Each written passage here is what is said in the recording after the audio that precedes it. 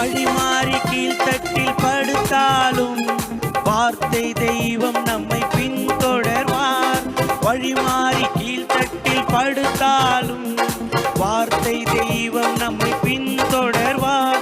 நான் கடலின் அலை நோக்கி குதித்தாலும், நான் கடலின் அலை நோக்கி குதித்தாலும் மீனை கொண்டு மீட்பார்.